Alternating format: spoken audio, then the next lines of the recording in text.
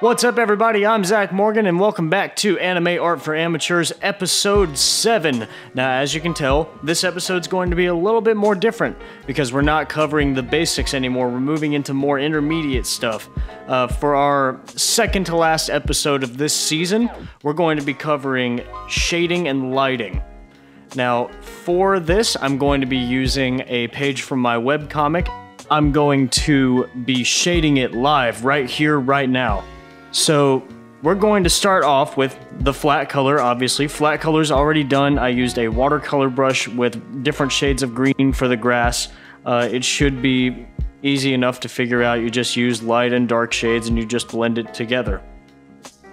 But right now, we're going to start by shading the background. Shading comes in basically two important steps. You have to know, one, where the light is, and two, where it isn't. And it'll make a little bit more sense once we get started shading here. I'm gonna start off by adding a new overlay layer. I'm gonna set my colors to default, which are black and white. And then I'm going to go up here and do a circular gradient from my light source. And right now, my light source is the moon. So I'm going to do a circular gradient from my light source to the edge. And as you can see with overlay, that does a lot of the shading work for us.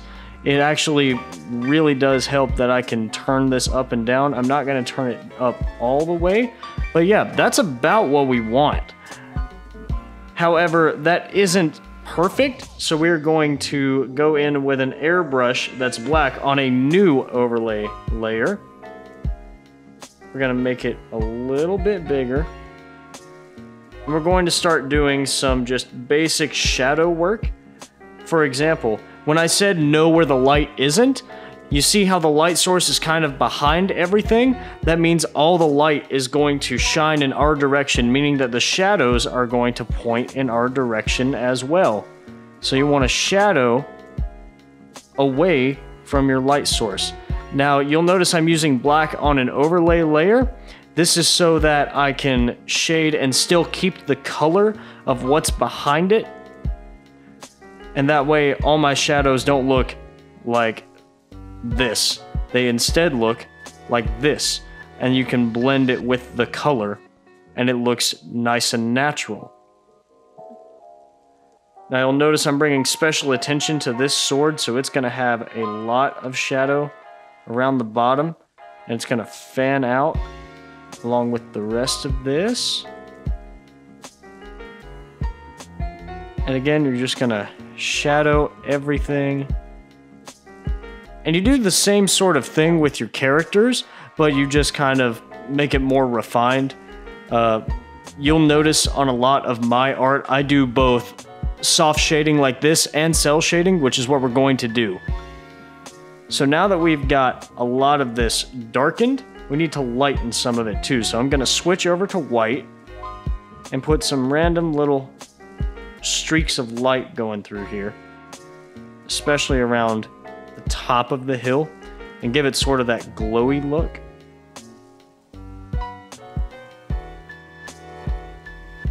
Again, know where your light is. It's going to hit over here, so it's going to be a lot brighter back there. And you got to know where it isn't, so make sure up here is a little bit more dark. Now the key to good soft shading is to blend it. So right where the white and the black meet, I'm going to do a nice gray. And that should help blend them together a little bit. Now that we've got the soft shading done, and the soft shading looks really, really good, I'm going to add another overlay layer.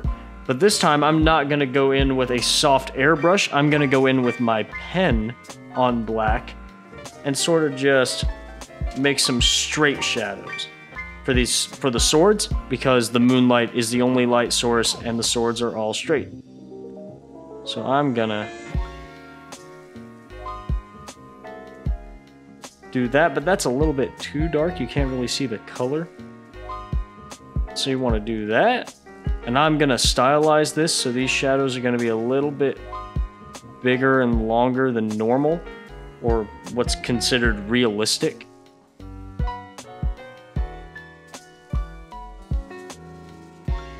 Now again, you don't want them to be too dark, you still want them to blend.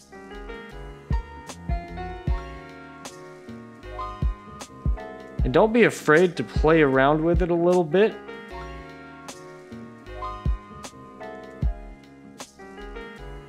Lighting from behind is some of my favorite lighting to do because of just how much you can mess around with like shine and shadows. And I'm gonna make this entire bottom part right here really dark because this sword is right in front of us.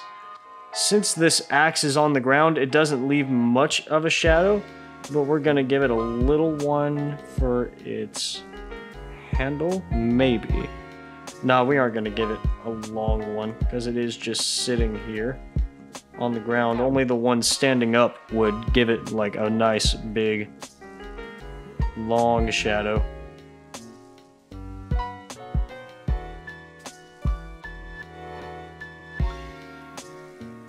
And again, you're just going to repeat this process.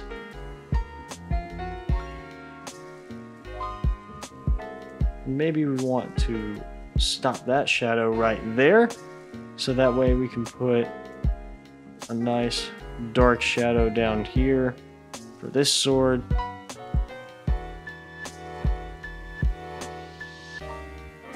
And you don't want to make the shadows that are in the distance bigger than the ones that are up close. You want to keep your idea of distance going by making the things in the back of your background smaller than they are in the foreground. Now remember when I said know where your light source is and isn't? Well, it is going to shine on these grasses up here. So you'll want to make sure to use white for your highlights.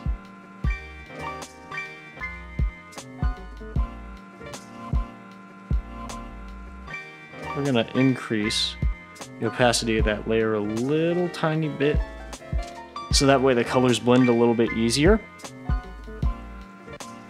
Now that's looking pretty good, but there's one more step to like the basics of shading that not a lot of people will teach you, and that's to add a color gradient based on your light source. Now, what I mean by that is, you know how moonlight is typically seen as like a blue and green? We're going to add that blue and green gradient in to really tie the scene together. So you want to get one of your colors being blue and another being like this teal I've found works.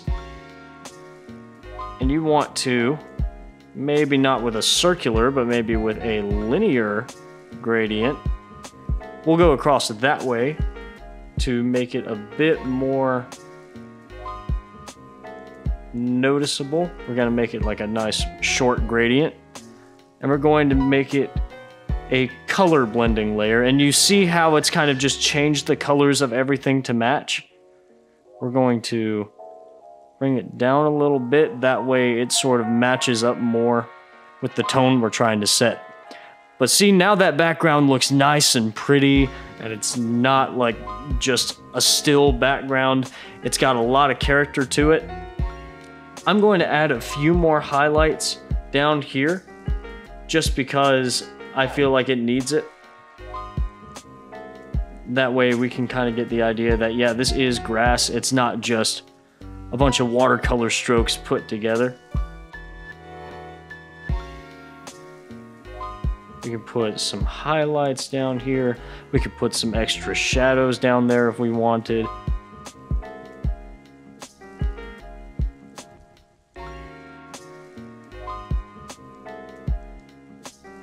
Which I'm probably going to do, or I'm probably going to end up doing.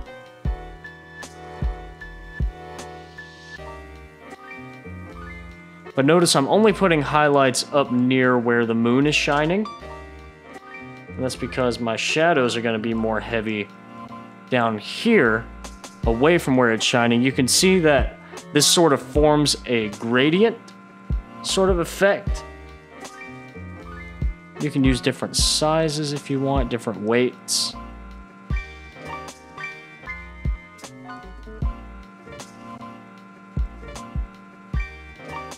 I probably should have done this on a different layer, but I'm gonna attempt to blend it together by adding some dark grays down here. And if you add dark gray, it isn't quite black, but it almost is.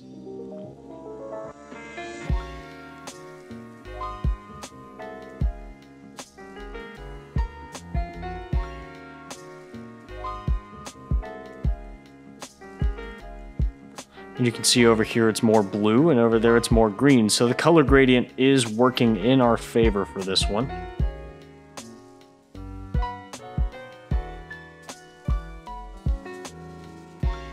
And again, you want to keep that idea of the closer you are to your light source, the lighter it's going to get. So you want to keep your sort of grasses like this. Now, I'm not too worried that it looks rough because I'm going to do something that'll help it out a little bit. You'll notice that grass usually isn't like, there aren't usually very sharp shadows on like tall grasses. They're usually very soft because the grass helps diffuse it. So what I'm going to do is I'm going to go up here to filter, Gaussian blur, and I'm about to add a little bit of depth to it by blurring it just a touch.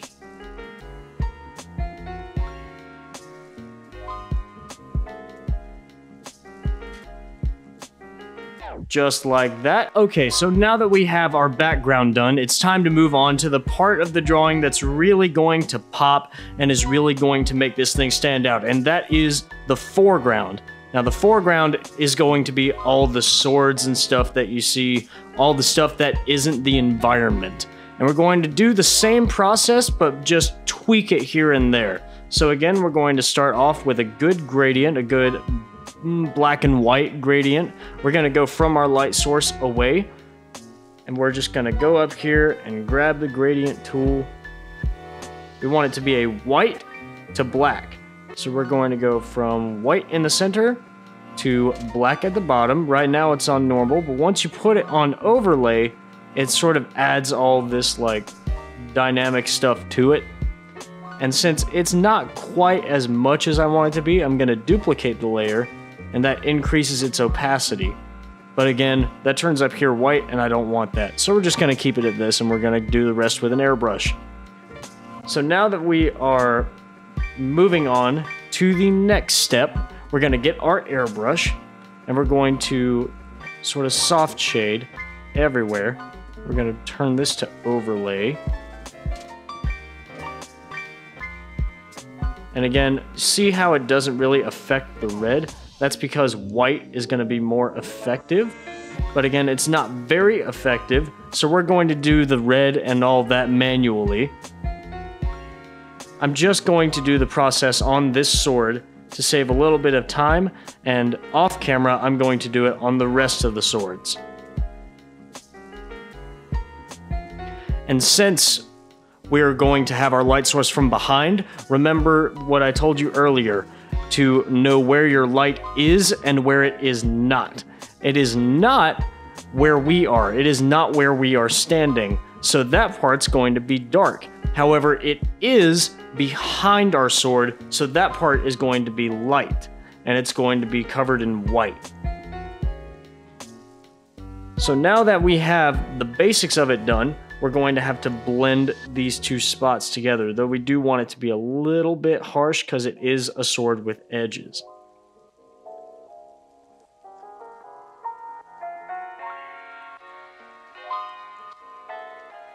Again, you want to make it kind of smooth.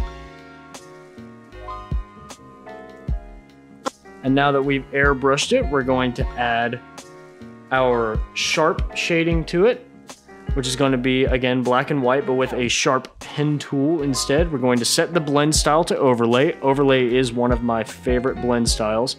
And again, that is very, very harsh, so we're going to set the overlay to be like at 50% or so. And we're going to go up here.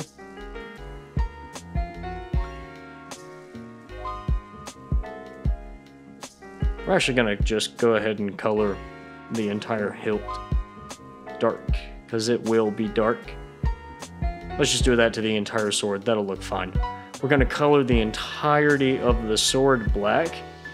And then wherever our light is, we're going to add highlights. So just like that. And remember, your highlights are going to always face where your light source is. Remember where your light source is. So we're only going to have highlights around the top parts of the outside.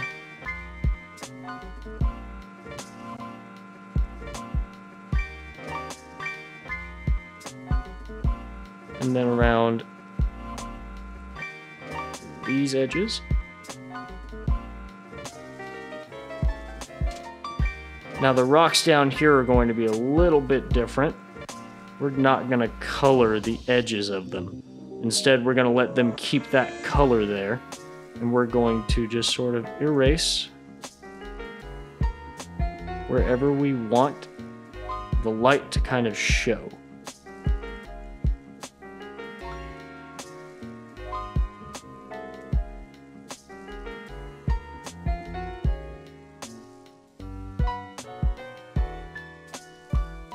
Now this jewel right here, we want it to kind of shine, so we're going to erase half of it and let that color come through. And as you can see, that really does help make it pop and add some extra pizzazz. But since this red right here wasn't really affected at all by the overlay, we're just going to do its color manually by leaving the layer style on normal and then adding a darker shade of red wherever we want it to be like shadowed. So instead of this bright red, we're going to go to a dark burgundy. We're just going to leave the edges here. Done.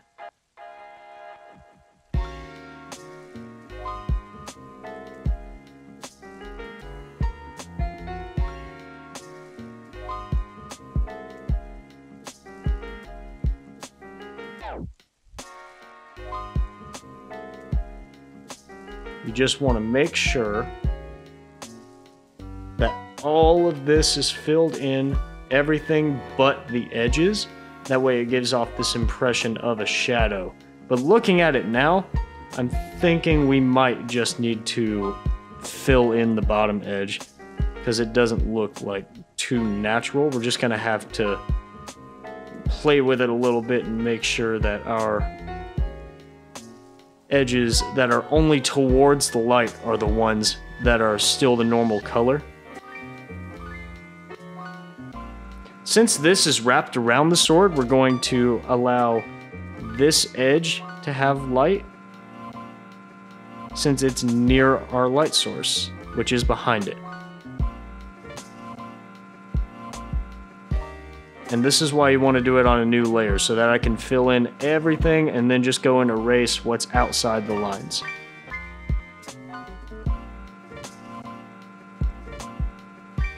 Now, we only have one more step to do, and that's to add the same kind of color gradient that we did to the background. So remember, we went with a teal and a blue, and we did a gradient across this way. Right now it's set on normal and on clipping, so none of the background will have this extra gradient on it. So we're gonna make the blending style color, and we're gonna decrease the opacity to just enough to where you faintly notice, oh yeah, there's hints of blue in each of the blades. And with that, I think we're going to call it for today. I'm not going to completely finish this piece due to the fact that it's going to be in Chapter 2 of the comic, Project Valkyrie, and I don't want to spoil anything. So thank you all for watching today. Be sure to check out Project Valkyrie. Link is in the description. Don't forget to support the comic on Patreon if you want to view pages early or anything like that. And as always, I hope y'all have a fantastic day.